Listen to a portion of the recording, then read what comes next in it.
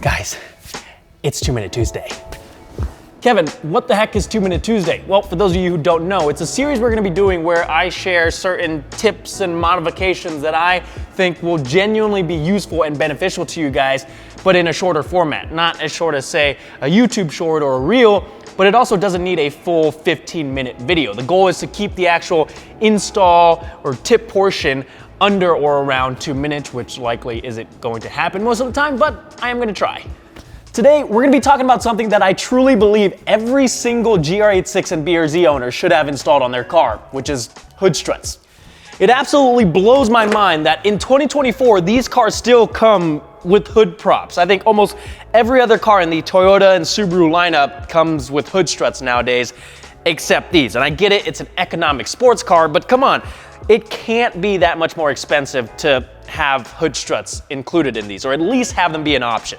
But since they're not, let me introduce you guys to the Driven Media Hood Struts for your Gr86 and Brz. These not only allow you to completely ditch that hood prop, but they also open the hood up higher, giving you more room to work in the engine bay. There's two different options to choose from. You can ball out and go with the carbon fiber version, which we're gonna be installing in my car today since there's other carbon fiber bits in the engine bay. Or if you're just looking to add the functionality and you want the OEM Plus look, you can go with the standard black. Now these are a super easy installation, which is exactly why they're included in the 2-Minute Tuesday series. But before I show you how to install them, let me give you guys a bonus tip.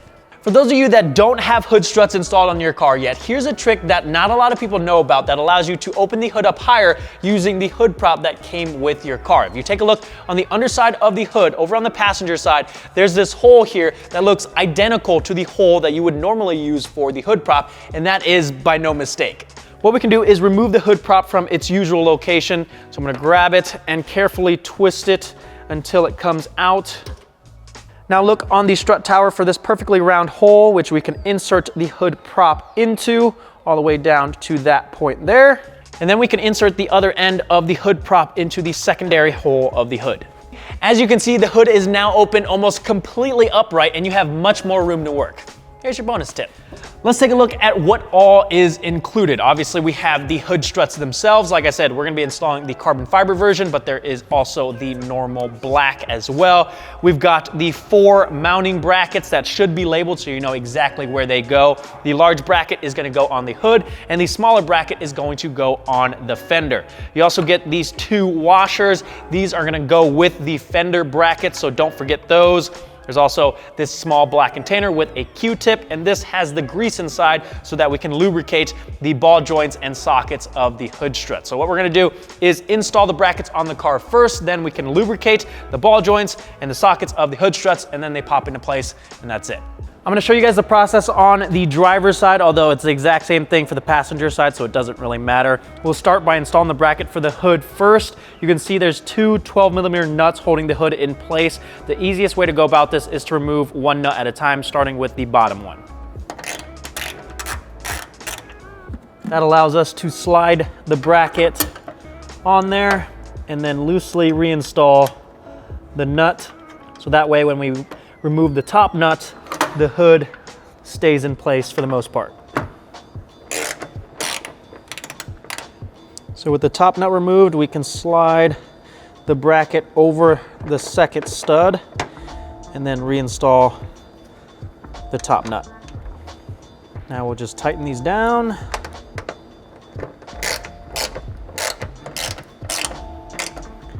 And we'll move on to the fender bracket. We're gonna be looking for this 12mm bolt that's in the fender opening. It's the furthest forward bolt holding the hinge for the hood. There's just enough space to sneak a 1/4 inch ratchet and socket in there to remove it. And then we're gonna reuse that bolt to mount the bracket. Just be really careful when you're removing this to not drop it down into your fender, because then you're gonna have to spend some time to find it. There's also a small washer on the bolts, so make sure not to drop that either. I'm gonna slide the black washer that's included onto the bolt and then the bracket itself, and then we'll carefully put it back into place. Obviously you wanna align the bracket so the ball joint is pointed towards the center of the car, and then we'll tighten the bolt down. We gotta take a moment to thank the sponsor of today's video, which is Techron. They make fuel additives that ensures that your fuel system stays clean and working like it's supposed to, because let's face it, most people go the whole life of their vehicle without ever touching or maintaining the fuel system, which means there's likely carbon buildup and corrosion that's inhibiting the performance of your vehicle. But Techron makes it super simple and easy. Pick up some of their fuel system cleaner, dump this into your gas tank every 1,000 miles, or I usually do every oil change to make it easy to remember, and that's it. For example, my wife's car has 330,000 miles on it, and with the regular use of Techron fuel system cleaner, we have had no issues whatsoever, and it runs like a champ. So whether you have a daily, a weekend warrior, or a track car, pick up some Techron and take care of your fuel system. With both the hood and fender bracket installed, I went ahead and greased the ball joints and sockets. So now all we have to do is pop this into place and just make sure that the larger portion here, the cylinder, is at the top.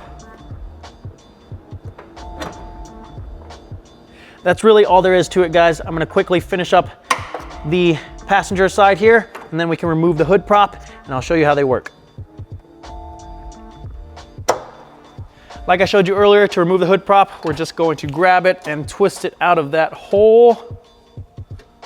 We'll toss this aside. And look at this. The hood opens up easily by itself. There's no longer a hood prop in the way when we need to work on the car. It's such a simple change, but this is how the car should have come from the factory. Sometimes it's the smallest things that make the biggest difference, although this may be a modification that most people besides yourself aren't going to notice. With it being how quick and easy it is, it's definitely a worthwhile modification. If you're wanting to pick up a set for yourself, the link is down in the description. If you have any questions whatsoever, comment down below. I am always happy to help. If you're enjoying the content, make sure to hit that subscribe button, give this video a thumbs up. Thank you guys so much for watching. I'll see you guys next time.